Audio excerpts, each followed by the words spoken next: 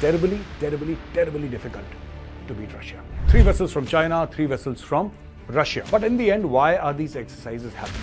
But at the end of the day, this has more to do with optics to tell the world that Russia and China are together. China and Russia are in one quarter. They're in one block. They're against the rest of the world. Russia wasn't very close to China. And back in history, turn back the pages of history, you'll realize that Russia and China have gone to war. They tried the same thing in Galwan. They got a thrashing of a lifetime, the Chinese, but they tried it with us. I think India will have to take the middle path as far as Russia and China are concerned, but at the same time. Jai Hind friends, I'm Major Gaurav Arya and you're watching the Chanakya Dialogues English. Like this video, subscribe to our channel and don't forget to press the bell icon. You know, China and Russia have initiated live-fire naval exercises in the area of the South China Sea amid growing tensions. You know, interestingly, US has sanctioned Putin's Russia and also to some extent Xi Jinping's China. So what is this drill about? Why are Russia and China conducting these drills, and should Philippines, Taiwan and Japan also, because everybody is in that area, should they worry about it? We're talking about Philippines, we're talking about Taiwan, we're talking about Japan. I would like to tell you all this in this video. The exercises took place, or in fact they started on Sunday, July 14th, and they're due to finish in a day or so. Now, they happened in the Guangdong province, and now, ladies and gentlemen, this is something that you need to understand. You see, this exercise involves 3 vessels from each nation. So, 3 vessels from China, 3 vessels from Russia. But in the end, why are these exercises happening here? Why at all?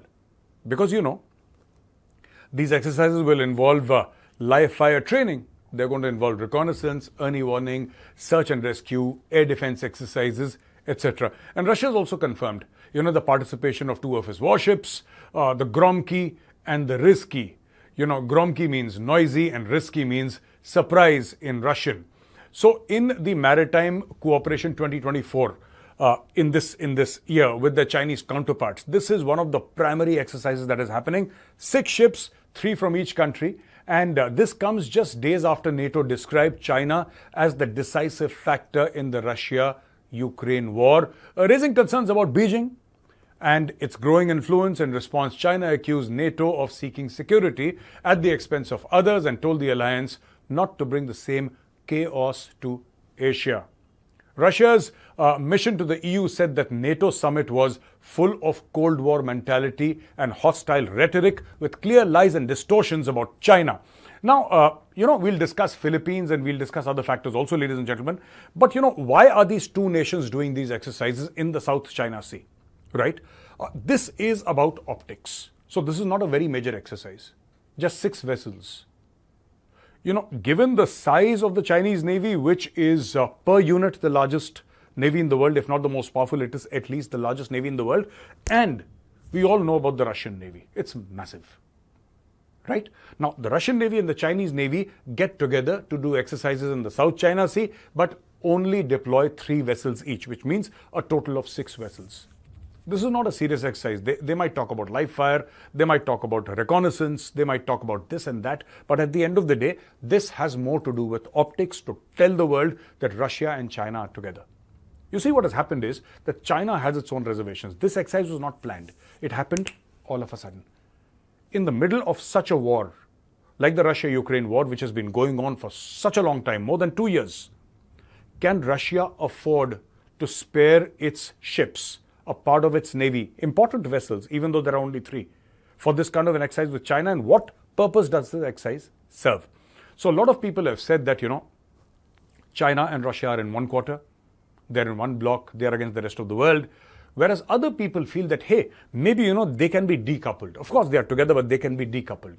This is to pass a message to the rest of the world that China and Russia are together, and they're doing these live naval exercises. Now, you know, now Philippines and China dispute. This is a very, very strong point here, which I'd like to explain. China asserts control of over the entire South China Sea, including the disputed Second Thomas Shoal. China claims a historical right over the islands, backed by its sweeping 9-line claim, which covers much of the South China Sea, even cutting half of the exclusive economic zone of the Philippines.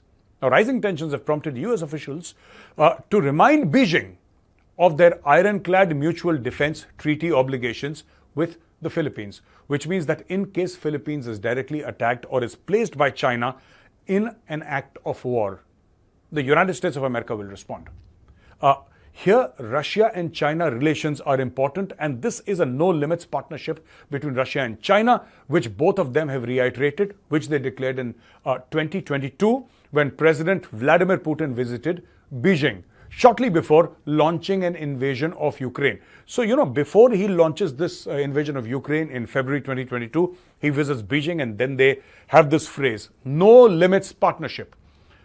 China hasn't condemned the invasion and has increased its exports to Russia, aiding Moscow's war economy. In 2023, two-way trade between China and Russia reached a record of $240.1 billion, a 26.3% increase from the 2022, according to Chinese customs data. The United States of America has been conducting regular freedom of navigation operations in the South China Sea and has criticized China's actions and expressed support for its regional allies and partners. Now, ladies and gentlemen, is this a sign of war from China?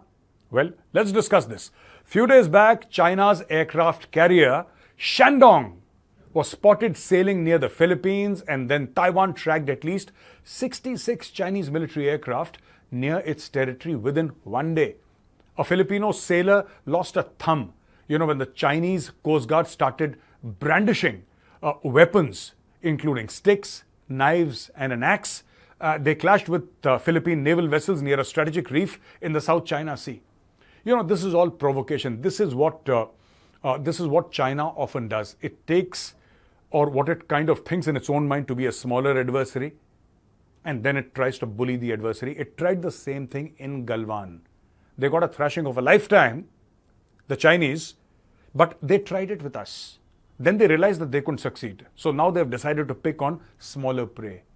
So, Philippines, for example, or Japan, right? Amid tensions between China and the Philippines in the South China Sea, Philippines and Japan signed a defense pact, the RAA agreement. This is much needed right now to counter China in the South China Sea.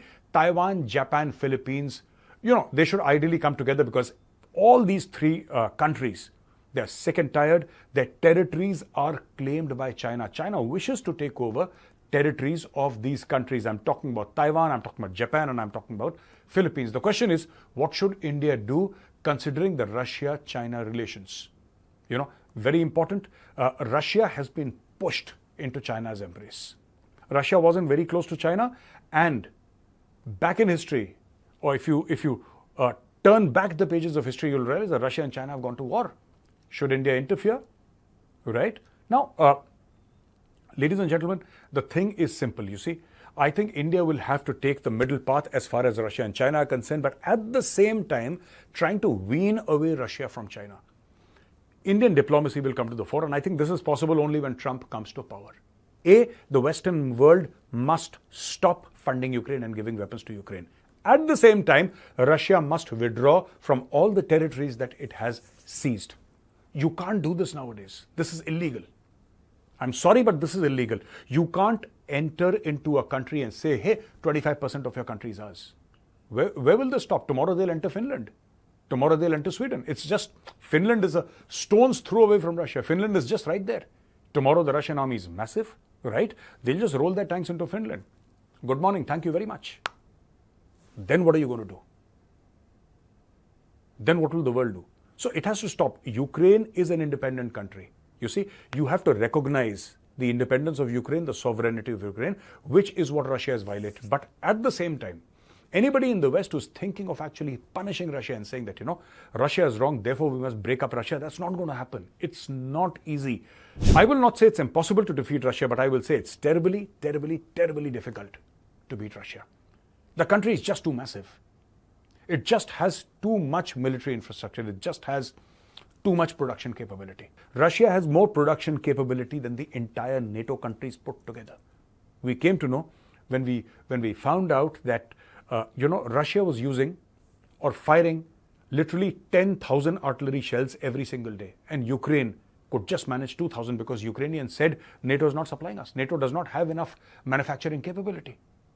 So, ladies and gentlemen, this is what it is. We must understand, we must realize that if Russia has to be brought back to normalcy and if Ukraine has to see peace, there must be disengagement between the two countries. But it's not going to happen if Russia and China go together saying that we will have a naval live fire exercise in the South China Sea. It's not going to happen. They're just pushing the world back, and I think it's high time Russia realizes that there has to be an end date to a war. Prime Minister Modi has already on many occasions told them this is not an era for war. Stop fighting here. Because when two countries fight in this modern day and age, it upsets everybody's supply chain, including India's. It upsets everybody's supply chain. And in today's day and age, you cannot have that sort of a scenario. Thank you very much for watching, ladies and gentlemen. If you like this video, press the like button, subscribe to our channel. Don't forget to press the bell icon. Jai Hind, Vande Mataram, Bharat Mata ki Jai.